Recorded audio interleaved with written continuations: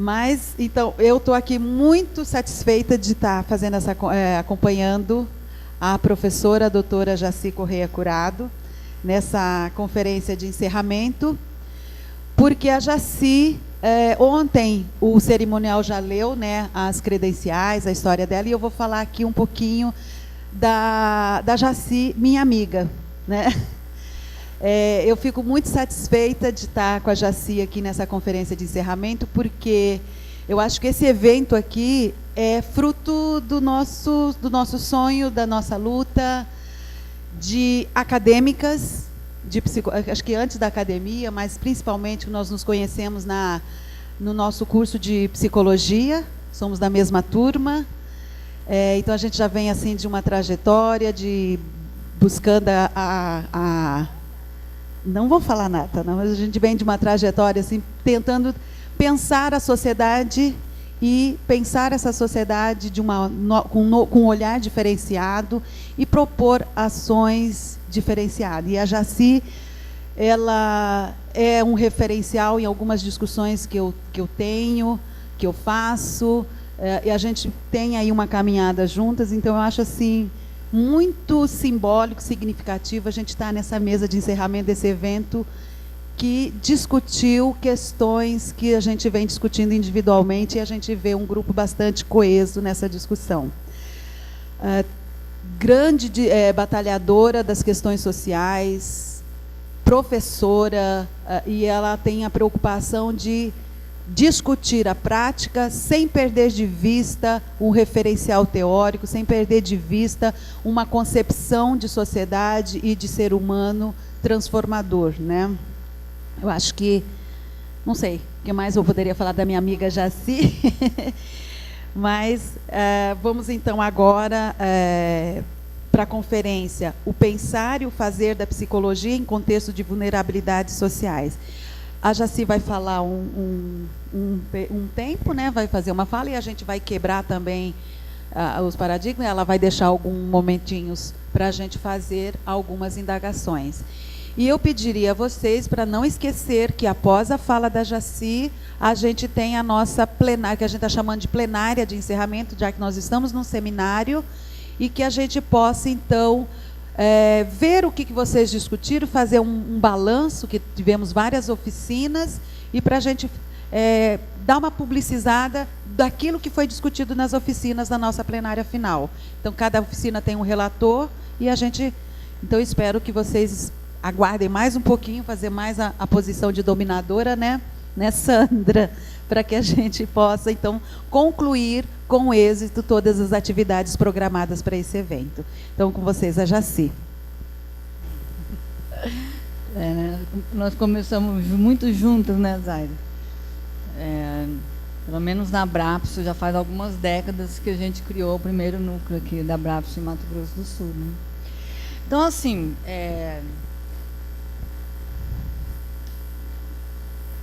o que me pediram para falar aqui é o pensar e fazer a psicologia em contextos de vulnerabilidade. Quando a gente pensa, né, quando fala assim, né, na minha posição de constitucionista, todas as palavras, elas significam coisas e elas também têm efeitos, né, na prática. Então, eu pensei aqui, né, pensar e fazer, eu acho que caberia bem no que a gente tem chamado hoje de práticas discursivas, né, que é a abordagem da psicologia social que a gente tem assumido. Então, o que seriam as práticas discursivas? Né? Uma forma de estudar os sentidos, né, que é os sentidos, representações, né, símbolos na psicologia social, o nosso grande objeto, né, de estudo, né, a partir dessas práticas, né? Então, a gente define práticas discursivas como linguagem em ação. Eu não estou falando aqui de semiótica, né, de estudos de estilos de linguagem, mas estou falando de linguagem em ação, de linguagem em uso, né, ou as maneiras a partir das quais as pessoas produzem sentidos e se posicionam em relações sociais cotidianas. Então, a gente fala que um psicólogo social, né, discursivo, ele vai sempre estar prestando atenção como as pessoas dão sentido ao mundo. né? E nós, psicólogos sociais, vamos fazer essas leituras, essas análises desses sentidos. Então, eu diria assim, as práticas discursivas da psicologia em contexto de vulnerabilidade social. Quais essas práticas psicológicas, né, discursivas da psicologia que eu vou estar trazendo aqui?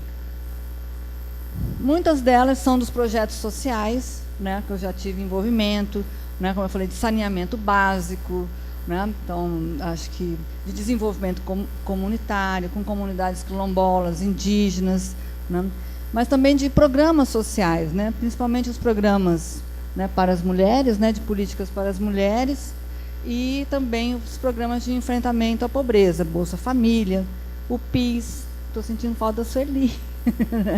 Ela me pediu tanto essa palestra, ela não está aqui. Né? E hoje em dia, principalmente através, né, dos meus estagiários que estão na política de assistência social, particularmente no CRAS, nos Centros de Convivência dos Idosos e na política da mulher. E uma aluna falou, professora, é bem legal, né, quando a gente é professor, que a gente pode ir lá e falar e fazer as críticas, porque quando a gente está trabalhando aqui na gestão, a gente não pode fazer isso.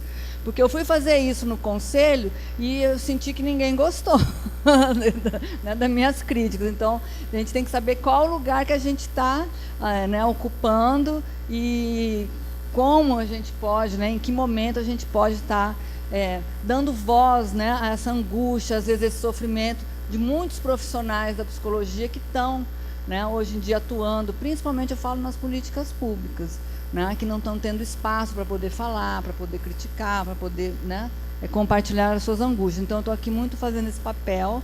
Né? Eu pedi para os meus estagiários fazerem uma lista, assim, o que vocês querem que eu fale lá. Eles fizeram uma lista bem grande. Eu acho que não vai dar para me falar muito isso aqui, não. Né? Mas, de qualquer forma, eu estou trazendo um pouco, né, essa fala deles, né, a fala dos meus alunos, a fala de muitos psicólogos que estão atuando, né, nas políticas públicas e também aqui para a gente compartilhar. Eu tive recentemente na Abrapso Nacional, no encontro da Abrapso, num GT de Psicologia e Assistência Social. Então, nós ficamos um dia e meio, né, ouvindo, né, trabalhos, pesquisas, projetos de psicólogos que atuam na assistência social. Então, misturando tudo isso, eu fiz aqui o que eu vou chamar assim, de horrores teóricos, metodológicos e políticos, né, dessas práticas discursivas em contextos de vulnerabilidade. Né. Esses horrores eu pego muito da Vera Menegon, que ela fala dos horrores metodológicos, né, que a gente tem cometido também ao fazer pesquisa social. Então, desses horrores, o primeiro, né, que a gente tem visto, que há uma confusão muito grande, né, vem dessa forma da gente pensar o mundo dicotômica. Né? A gente está acostumado na sociedade moderna sempre dividir em dois, né? Bonito, feio, preto e branco, direita e esquerda. Né? E aí, na nossa área, a gente complica. Né? Eu queria perguntar assim, o que seria um antagonismo, por exemplo, do social? Então, tem o social, qual que é o outro lado? Do social. A Ana Bock tem um texto muito bom sobre isso. Né? Então, muitas vezes a gente tem confundido que o antagonismo do social é o individual. Né? Então, a gente fala, então, psicologia social né, é uma coisa e individual é outra. Né? E eu trago aqui, né, um texto da Ana Bock, ela fala, olha, o social, o antagonismo dele, já que a gente quer usar antagonismos, né, dicotômicos, o social, ele faz antagonismo com o que é natural, o que é da natureza. Né? O que é natural, o antagonismo é social. Mas a gente tem confundido, né? Sempre falado de social e individual. Né? E aí, mais ainda, a gente tem pensado assim, o grupo, então, é para trabalhar o social e a clínica é para trabalhar o individual. São todas falas que eu tenho escutado por aí. Esses dias, então, uma das psicólogas falou assim, olha, a gente costuma deixar a subjetividade da porta para fora, quando a gente faz o nosso grupo. Como assim? Né? Então, a subjetividade é alguma coisa que a gente deixa, né, lá no indivíduo, e quando eu estou em grupo, no coletivo, né, não existe mais subjetividade. Então, acho que é esse tipo de horrores que a gente tem cometido hoje, né, no nosso trabalho, muitas das vezes.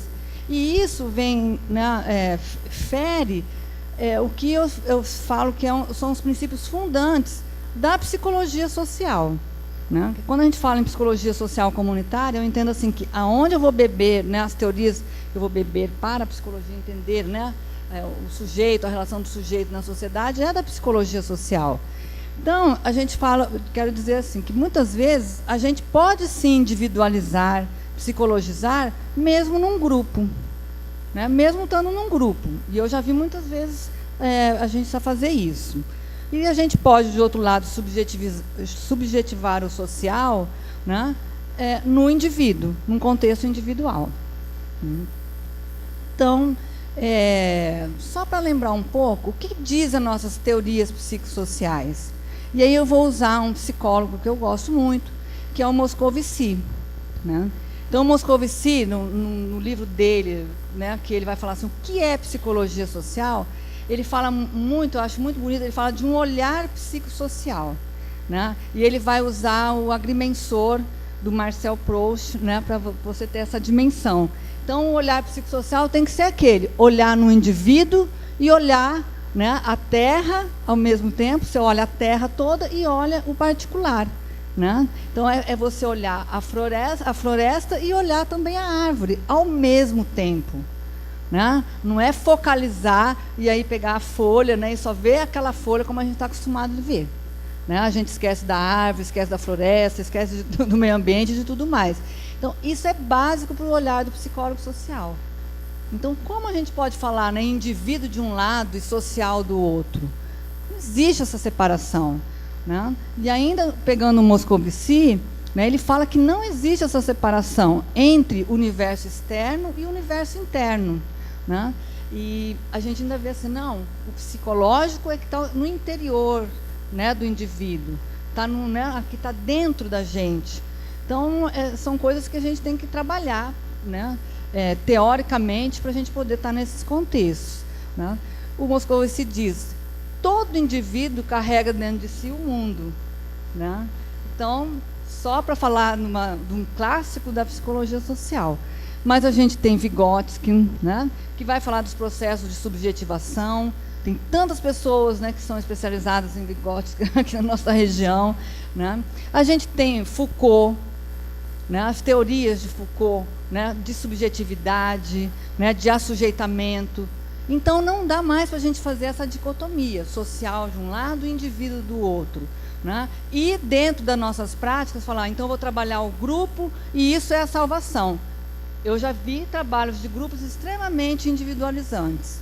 Então, não é o grupo, é a salvação. Depende de qual é a concepção que eu tenho desses processos, né, psicossociais. Porque as grandes questões, as dificuldades e os horrores mesmo dos psicólogos, né, nessa relação, é o que a professora, né, Maria de Fátima colocou muitas vezes, é a gente naturalizar o social, psicologizar, patologizar. E isso a gente pode fazer em qualquer instância. Então, como a gente deixar, né, de psicologizar aquilo que é do social, né, e que está no indivíduo. Então, acho que esse é um dos primeiros horrores que eu gostaria de trazer, que a gente tem ouvido muito, e isso diz respeito à nossa formação, né, as nossas principais teorias. Outra questão importante é as questões das nomeações.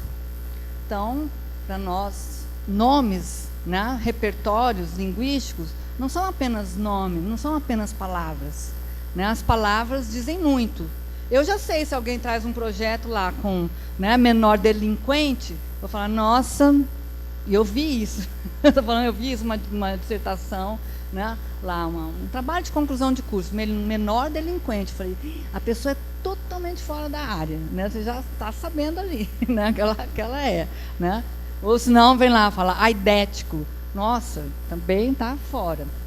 Então, também nós temos, assim, né, muitos. Então, eu falo assim, a gente pode, né, já usou na história o pobre. Eu não gosto dessa referência, dessa identificação pobre, mendigo, nem de ralé, né, que o Gessé de Souza usa, eu não gosto. Subalterno, tem uma indiana, né, a Espiva, que tem usado subalterno hoje em dia, que está muita gente lendo, também não gosto. Né? Ou, né, o pedinte, enfim, todas essas nomeações, elas vão indicar de onde você está falando. Por isso que aí eu deixei o vulnerabilidade. A gente tem um arsenal de nomeações já muito avançadas. Vulnerabilidade é uma delas. Mas, de novo, né, não existe pessoa vulnerável, mulher vulnerável. Vulnerabilidade diz respeito a uma situação. Né? Existem fatores de vulnerabilidade. É uma condição social. Não são pessoas vulneráveis. Então, até a vulnerabilidade ela é medida. Ela tem indicador de vulnerabilidade. Então, quer dizer, não é pessoa, é uma situação. Né? Então, tem uma pessoa em situação de vulnerabilidade. Por exemplo, o analfabetismo é uma vulnerabilidade. Né? Então, o analfabeto ele tem esse fator de vulnerabilidade. Um outro conceito também bastante usado é de risco social. Né? Então, a gente tem usado muito tem um autor, que é o Ulrich Beck, que ele fala que a sociedade que nós vivemos hoje é uma sociedade de risco. Né? Porque a gente não vai mais só distribuir os bens, os direitos, como na sociedade dos direitos. Mas a gente está hoje distribuindo males. Né? E a gente tem que saber administrar esses males.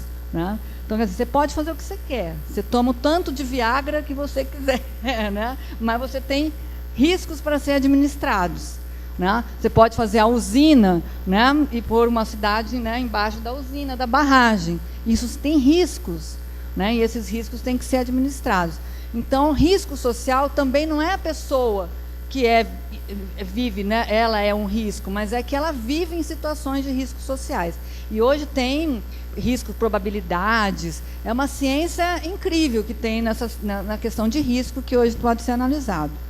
Um outro conceito que eu tenho usado, inclusive quero fazer uma propaganda aqui, né?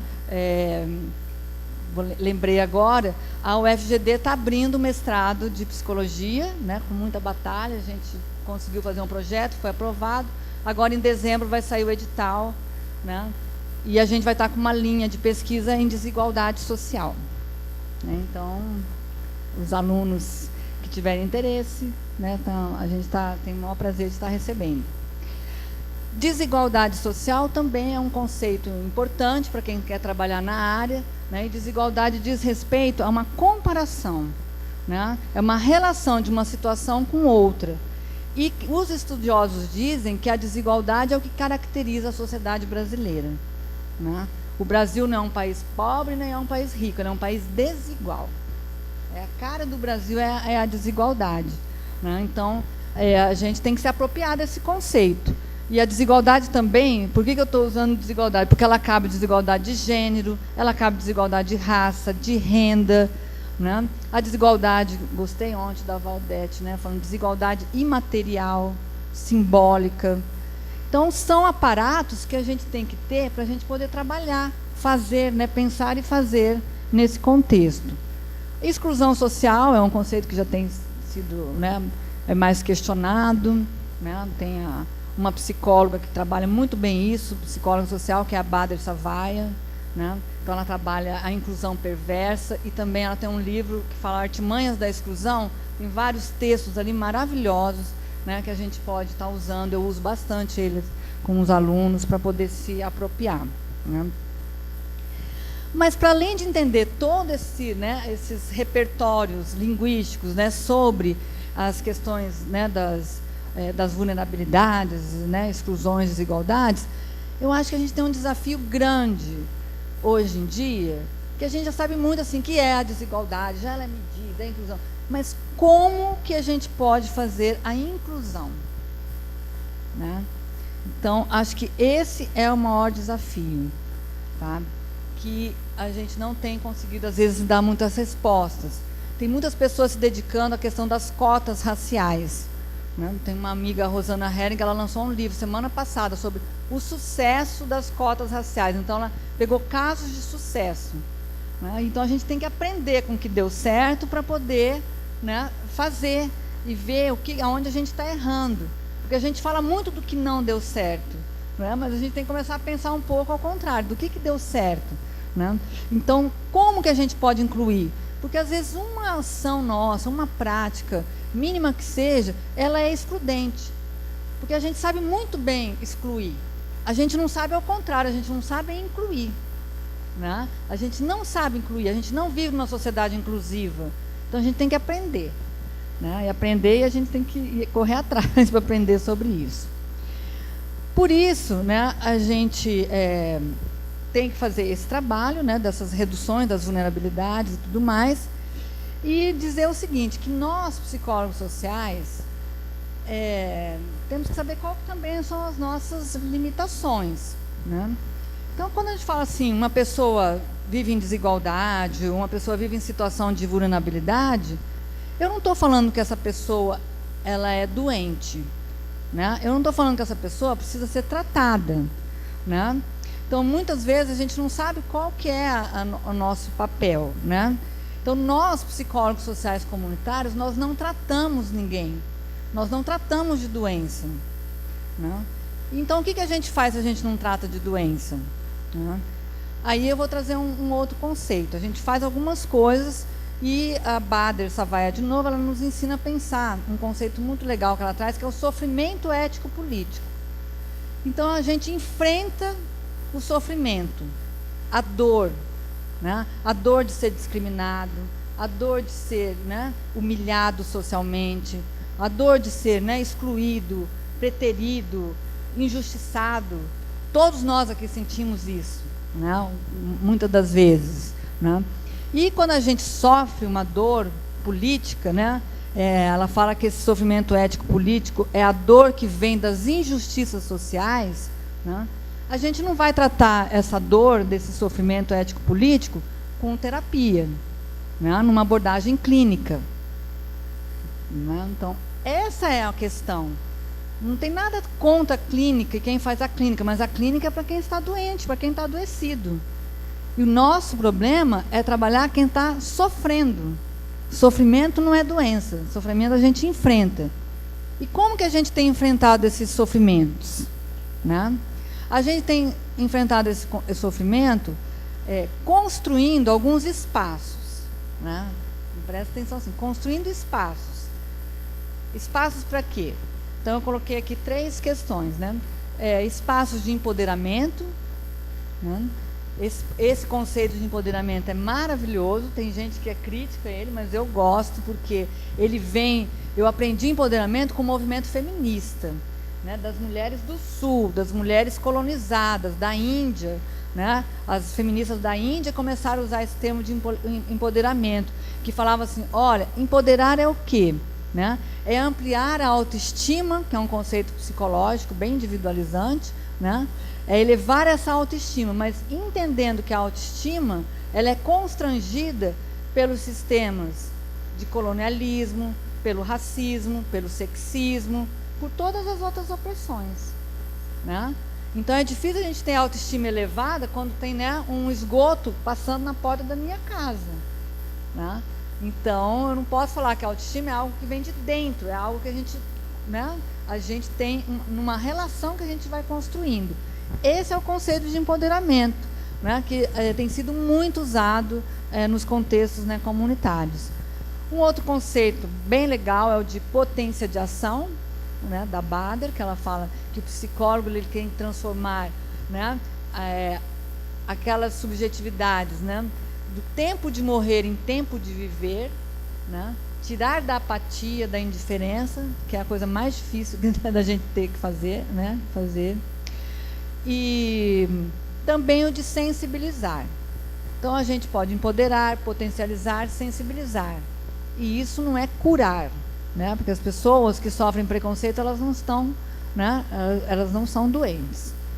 Sensibilizar é um termo que a gente tem usado muito, talvez para ampliar a visão de conscientizar, né? Pelas críticas que têm sido feitas a esse conceito de conscientização. É um conceito marxista, né, de consciência, que fala de uma falsa consciência. Então, tem os iluminados que têm uma consciência que vão passar para os outros.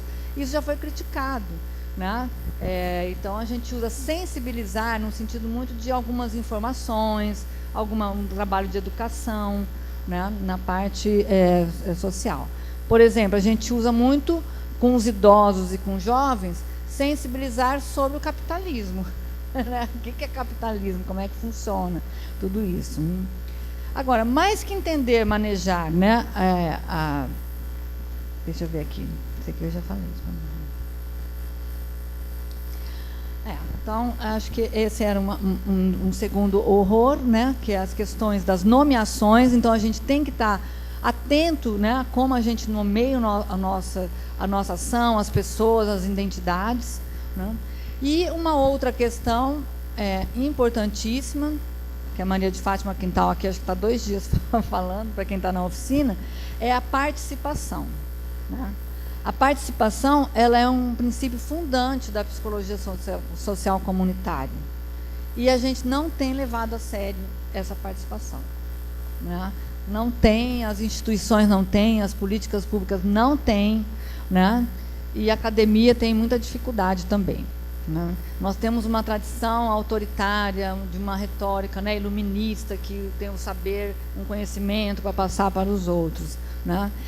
E o participativo, ele é fundamental para a gente trazer, né, aqueles princípios da psicologia social comunitária, que é da autonomia e da solidariedade. Né? Então, sem participação não existe autonomia nem solidariedade. E eu tinha colocado aqui, a gente tem que ler mais Paulo Freire. Né? E a professora Maria de Fátima acabou de falar isso também. Voltar a ler Paulo Freire. Quem entende de trabalhar com o povo, né, é o Paulo Freire. Então, por quê? Né? A gente vai na Alemanha, está todo mundo lá estudando Paulo Freire. Aqui no Brasil, não. A gente prefere estudar, né, os autores europeus, né, que usam o Paulo Freire. Bakhtin, né, e usa vários outros aí. Então, as metodologias participativas, elas não são assim, palavras ao vento. Né? Quando a gente fala participação, ela tem que estar implicada ali na nossa prática do dia a dia. E aí aqui eu quero, né, trazer um pouco a angústia, né, do trabalho nas políticas públicas, que tem dificultado muito a gente fazer um trabalho participativo. Né? Quando vem os traçados metodológicos já prontos do governo federal, né, a gente fala, não, mas eles são para orientar, mas na verdade eles moldam, né, o trabalho a ser feito. Né? E também quando a gente está, né, no CRAS e faz lá, junto com o planejamento, no começo do ano, já uma tabela, né, de temas para ser discutido com os jovens, né, com os idosos, a gente está engessando esse trabalho também. A gente está falando, mas e aí? Tem que ser flexível, tem que ser flexível. A gente fica lutando lá o tempo inteiro para ser flexível. Dá para a gente perguntar o que eles querem ouvir? Né? Pode ser que sejam as mesmas coisas, mas é bem diferente quando a gente pergunta para aquele grupo ali de idosos ou de jovens, né, o que eles querem discutir, do que quando a gente vem com a tabela pronta. Né? Parece que não. Mas era a mesma coisa, eu já sabia disso. Né? Tem que discutir violência, tem que discutir drogas, e ainda tem umas tabelas assim com... Né? Não pode ser nada bom, não, tem que ser só mazela, só coisa ruim. Não, discutir trabalho infantil. Mas discutir trabalho infantil com jovens, né? Então a gente tem que tomar um certo cuidado quando a gente fala que tem um trabalho tem que ser participativo. Pode ser não ser num modelo clássico, talvez, mas a gente ia adequando esse trabalho às nossas práticas ali. E nos grupos, né, também a psicologia social ela tem contribuições. Né? Quando a gente fala, não, vou capacitar lideranças, do que eu estou falando? Né? Eu estou falando de uma visão de grupo, de dinâmicas de pequeno grupo, né, baseada em Kurt Lewin. Né? E quem estudou aqui sabe, o Kurt Lewin ele fez aqueles grupos em contexto de guerra. Né? Era para as pessoas ter coesão grupal. Nos nossos grupos comunitários, não precisamos de coesão grupal, porque nós não precisamos de um líder que vai chegar ali e falar assim, vocês vão fazer isso, fazer aquilo, e todo mundo tem que seguir cegamente, como numa guerra. Né? Então, nos nossos grupos, né, a Silvia Lani tem um texto lindo no livro Homem em Movimento, que ela fala do processo grupal, ela faz uma crítica muito grande às dinâmicas de pequenos grupos do Kurt Lewin. Né? É um texto fundamental para a gente trabalhar nessa área. Então, a gente trabalha com processos grupais, né? Tem a Lúcia Afonso, que é uma referência maravilhosa de oficinas, né? Tem as terapias comunitárias, com todo o cuidado, né, que a gente tem que ter para não, né, individualizar a terapia comunitária. Não é a proposta dela fazer isso, mas, né, é uma boa referência que a gente pode usar também nos grupos. Quer dizer, nós temos referenciais para estar usando, sim, nos grupos, que não sejam, né, das lideranças, né, desse discurso mais empresarial que chega, às vezes, na área social. Então, acho que esse é um outro, né, horror. E, por último, né, que nós temos observado muito, é sobre os horrores políticos, né? A nossa total ingenuidade em relação à política. E o Pedrinho Guareschi fala, na nossa área, quem vai fazer psicologia social, comunitária, não se pode ser ingênuo, né? Não pode acreditar, né, em Papai Noel, não pode, né, vamos parar, né? Então, a gente tem que entender mesmo da sociedade que a gente vive, e aí eu acho que a gente tem que ampliar os nossos horizontes, né? Porque às vezes a gente aprendeu, né, como é que funciona a sociedade, e aí esquece de atualizar isso, né? Porque a sociedade está em movimento, então a gente não pode, né, usar teorias do século passado, do retrasado, e falar que está suficiente, já entendi a sociedade. Mas a sociedade muda, né? Então eu tenho assim alguns autores que eu quero trazer aqui que têm me ajudado a pensar essa sociedade atual. E ontem eu aprendi aqui muito, né, falar assim, a gente tem que olhar para outras estantes, né? Que a Maria de Fátima falou ontem, olhar para as outras estantes, né? Então, aí a psicologia tem poucas contribuições, a gente tem que mesmo buscar ali nos nossos parceiros da sociologia, da antropologia, né? E um autor que eu gosto muito, eu estudei muito para entender a questão social, é o Roberto Castor, né? O Castor, o francês, ele tem um livro que chama Metamorfose da Questão Social. Maravilhoso, né? A profundidade dele, aonde ele fala, o que é essa metamorfose? Ele fala de uma desconstrução simbólica e ideológica dos sistemas de seguridade social, o que caracteriza essa metamorfose.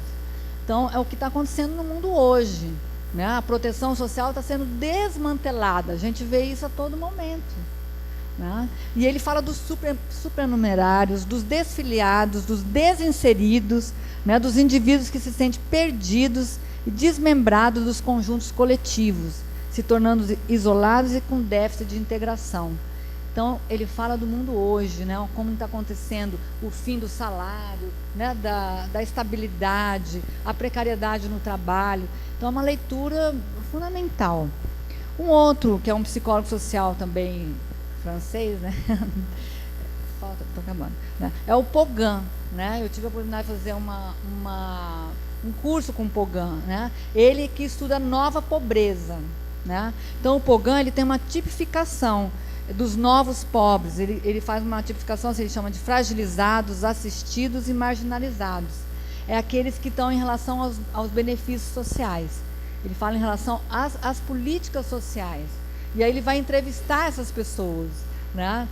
As identidades, né? Como é que eles se sentem em relação a ter uma proteção social.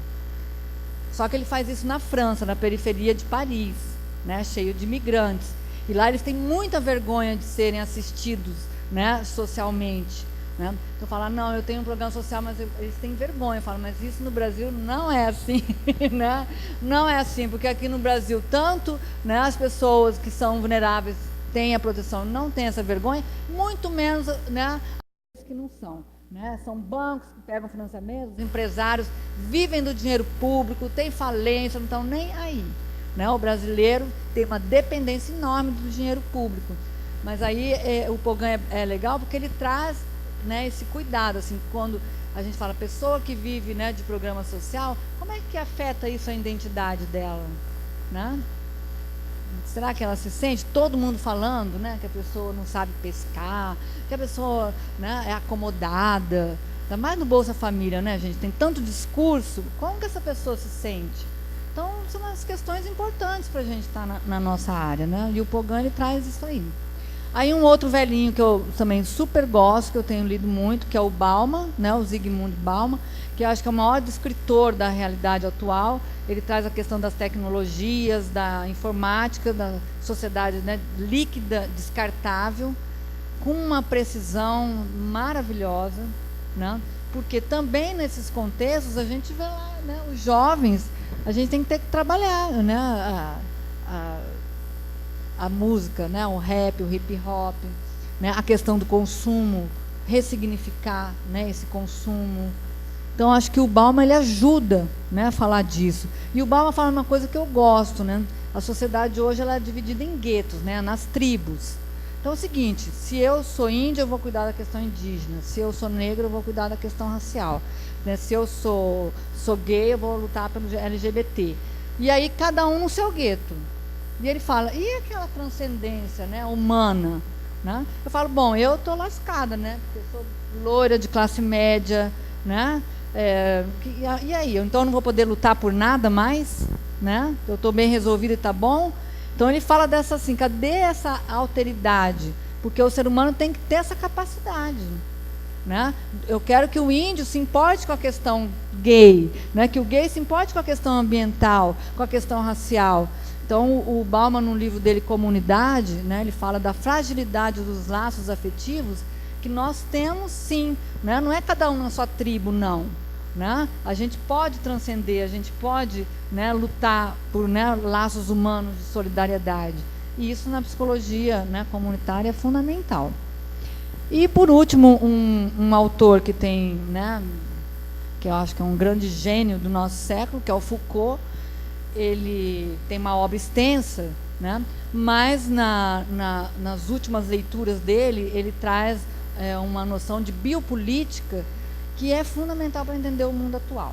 Né? Inclusive essa questão de como, né, que as pessoas estão completamente entregues, né, para o capitalismo, para o consumo, e se fala todo mundo pensando igual, e a biopolítica vai trazer, né, uma forma assim, excelente da gente saber.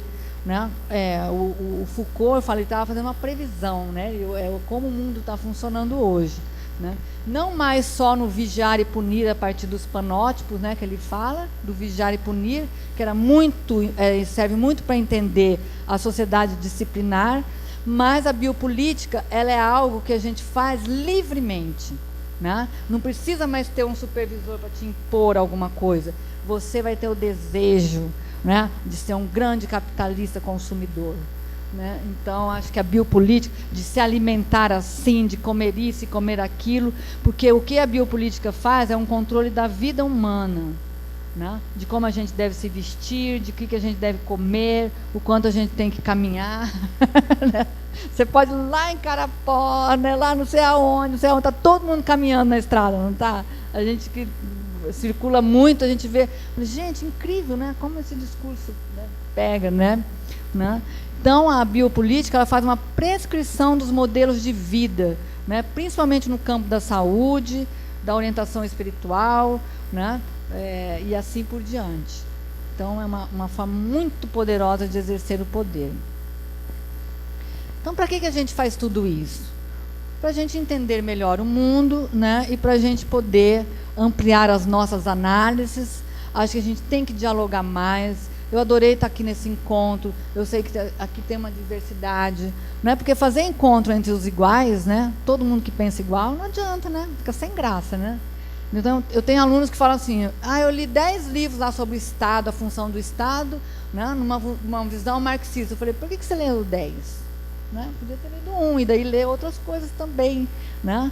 A gente não precisa ficar só lendo a mesma coisa e não querer, né, olhar o que o outro está dizendo. Vamos partilhar. Acho que essa é a nossa função, né, Zaira? De estar na academia, a gente tem a obrigação de pensar, a gente tem a obrigação de estudar, né? De, às vezes ficar sentado estudando, mas a gente faz isso para a gente poder dialogar, né? Porque senão fica muito chato. E para que a gente possa, né, atacar melhor esses horrores, né, teóricos, metodológicos e políticos para qualificar a nossa ação. Né? E eu termino aqui trazendo uma fala do Nicholas Rose, que é um psicólogo, né, social, eu falo que é o Foucault hoje da psicologia, e ele fala assim, nós não devemos usar, né, as armas de uma guerra anterior, né, para vencer uma batalha. Então, eu penso assim, que hoje o mundo está complexo, o mundo está totalmente, né, modificado do que quando eu comecei a fazer psicologia social, na década de 80, e a gente precisa se esforçar, se fortalecer, né, e ter armas para enfrentar esse mundo de hoje, né? Então, esse mundo que tem o terrorismo, que tem o desastre ambiental, né, vai ficar medindo qual que é melhor, mais importante que o outro, né? E que as nossas políticas estão sendo fragilizadas, né? E nossos direitos, muitas das vezes conquistados, estão indo, né, por água abaixo. E então a gente tem que se armar, né, com guerras, né, de um mundo atual. E isso que eu acho que é a grande, assim, forma da gente se preparar para trabalhar nesse contexto. Tá bom?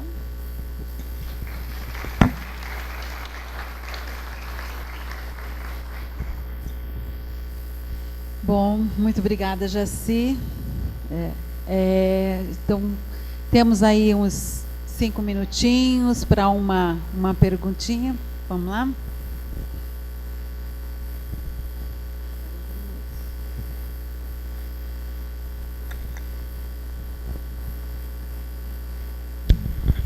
Bom dia, meu nome é Cláudia. Jaci, eu primeiro queria te parabenizar, eu aprendi muito com a sua conferência, né, essa conferência de encerramento. Só um detalhe assim, que eu gostaria de pontuar. Quando a gente fala que a clínica, o sujeito, a pessoa que procura a clínica está doente ou está sofrendo, acho que a gente precisa contextualizar de que clínica nós estamos falando, né? Porque nós sabemos que tem algumas abordagens que realmente tem essa visão mais patologizante, mas que não são todas, né, que compactuam com essa visão. Até porque nós temos visto aí algumas experiências a partir da sócio-histórica mesmo, né, que trazem para a gente a possibilidade da emancipação humana, da formação de consciência a partir de uma clínica em outros moldes, que Gonzalez Rey tem trabalhou muito, né, e tem influenciado, inclusive, a minha prática. Eu fui psicóloga clínica, eu sou defensora da clínica.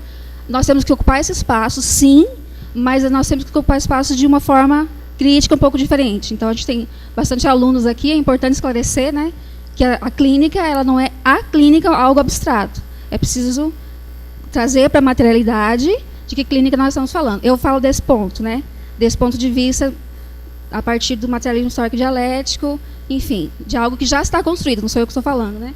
Só isso que eu queria pontuar, eu acho que é importante, até porque, né, como você falou, o discurso diferenciado, né, ele é importante para o nosso crescimento. Então, eu vejo dessa forma. Obrigada. Vamos fazer mais, ver se tem mais alguma, aí você fecha. Mais alguma questão, gente? O pessoal está cansado já?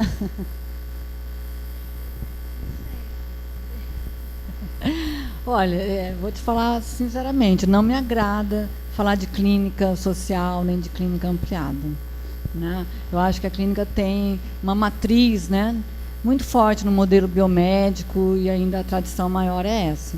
Sei sim que tem, né, outras clínicas, mas é uma posição minha, né, como psicóloga social. Eu acho que hoje tem muito interesse, como é uma área que está em expansão, né, tem muito interesse dos psicólogos clínicos irem para a área social. E eu acho que para eles irem para a área social, eles têm que passar, sim, por uma psicologia social, né? Não é fazer clínica ampliada, estendida e o que for. Tem que ter o conhecimento da psicologia social, dessa relação, né? Concordo que não é só a doença, né, que a clínica trabalha, mas é uma outra perspectiva, né? Eu acho que a clínica tem que se tornar mais social. Né? Deixa eu só lembrar, eu estava lá no nosso programa de mestrado, nós temos alguns colegas que atuam na área clínica, né? E eu tenho sido chamada para trabalhar um pouquinho, de participar de banca, de fazer algumas discussões com os colegas. E a gente tem esse discurso, porque a gente tem na nossa história, na nossa formação, toda esse viés, esse olhar da clínica individualizante, a serviço até de uma questão ideológica e tudo mais. Claro que aí na quinta-feira, na nossa reunião, né, a Sandra Morim saiu, né, ela pegou e disse, Zaira, mas pera lá, que clínica é essa que você está falando? Que a gente fala sob o ponto de vista, né, é uma outra abordagem, não é a abordagem que eu gostaria de estar trabalhando. Mas, a partir dessas discussões, e que eu me senti incomodada, por exemplo, para atuar numa banca, por exemplo, de um colega lá do programa, em que era dentro de um viés clínico lacaniano, né? E eu ia com o meu discurso da psicologia social e comunitária, né? E nós tivemos nos eventos da psicologia, em comemoração ao 27 de agosto, um psicólogo clínico lacaniano, e que fez exatamente essa fala, né? Como que a psicanálise, a clínica, tem que estabelecer diálogos e conversas com a psicologia social. São abordagens diferentes, são formas, são metodologias, são processos, e que podem conversar. E o Christian Dunker, né, ele começa a fala dele para trabalhar a questão dos sintomas, e ele articula a organização, o surgimento dos sintomas aos processos sociais e culturais, né? O entendimento disso. E ele falou, e nós, da psicanálise, temos que estar do lado e conversando e tendo a psicologia social, nós temos que ir à psicologia social para fazer esse diálogo, né? E aí coincidentemente, em seguida eu fui para uma banca, né? E falei, bom, agora eu me sinto mais confortável para falar o que eu quero falar sobre as questões da prática clínica, questões da clínica, que não é a minha área e nem pretendo atuar nessa área, mas a gente tem uma outra forma, uma outra abordagem, como a Jaci falou, né? Então, são profissionais diferentes, que temos sim, podemos ter o mesmo objetivo, podemos ter olhar, mas nossa forma de atuação é uma forma diferenciada. É uma outra abordagem dentro do universo da multiplicidade de abordagens que o campo da psicologia, que a ciência psicológica nos autoriza, né, a desenvolver. Então, são coisas assim, são áreas diferentes, mas que podemos ter. Eu lembro lá no nosso curso de Psicologia Social, com Vanderlei Codo, Silvia Lani, que falava assim, é um olhar diferente para a sociedade. Então, ainda que eu seja um psicólogo clínico, uma psicóloga clínica, mas a psicologia social, ela me dá um olhar diferente. Então, eu posso até desenvolver essa mesma prática, mas então são áreas de atuações diferentes, né? Acho que é por aí, né? Acho que tem muita questão para discutir. E que ótimo que a clínica está querendo ter esse olhar diferenciado. Então, essa é uma área da psicologia que começou, como eu brinco com os meus alunos, os psicanalistas aqui vão ficar bravos comigo, né? Eu falo assim que a psicanálise está saindo, né, da sala de jantar, saindo do quarto, saindo da sala de jantar, e quem sabe dando uma olhadinha no jardim, na varanda, né? Mas ainda é muito para se avançar, né? Só assim, né? Ninguém aqui, acho que tem a esquizoanálise hoje, que são, eu falo, os psicanalistas sociais são os, né, os deleuzianos, né, por excelência. Então, não há preconceito com clínica, nem com a psicanálise, mas são campos que eu vejo diferentes. Eu não vou agora me sentar num consultório e atender as pessoas. Por mais conhecimento, o conhecimento que eu tenho é psicossocial. Como eu acho também que um psicólogo que tem 30 anos de prática clínica, ele não vai lá na comunidade fazer trabalho comunitário sem passar por todo né, social, né? Me desculpa, mas a gente também aqui rala bastante para poder aprender a lidar com as questões, né, com as comunidades. Bom, Jaci, olha, adorei a sua fala, acho que é muito legal. E eu tenho discutido muito com os meus alunos, né, porque eu estou também trabalhando com os alunos do último ano, que são formandos, que vão para o ENAD amanhã, né? Discutindo essa questão da psicologia, do chamamento da psicologia para esse momento atual que a gente está vivendo. né? Os atentados de Paris, esse desastre ambiental de Minas Gerais, os refugiados, né? Que parece que os refugiados estão lá, né? A gente não, isso não é. Os refugiados estão aqui, os desastres estão aqui, a violência está aqui. Então, acho que o psicólogo ele está sendo chamado para isso, e a psicologia social é fundamental para a gente poder estar olhando isso e estar analisando isso, né? Então, todas essas questões, elas nos interessam, elas estão aqui com a gente, né? Elas não estão lá, elas estão aqui conosco. Então, acho que isso, e a psicologia social trabalha isso de uma forma brilhante, né? Então, parabéns, eu adoro isso, né? Eu sou uma fã incondicional de tudo isso. Tá bom? Obrigada.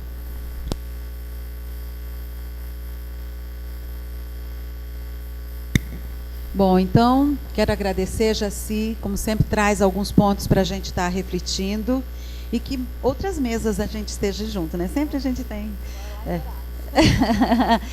E aí já tem a Sara ali, olha, lá da nossa turma. Muito obrigada, e nós vamos agora, partir para passar para nós, adoçar o nosso certificado, agradecendo a sua presença.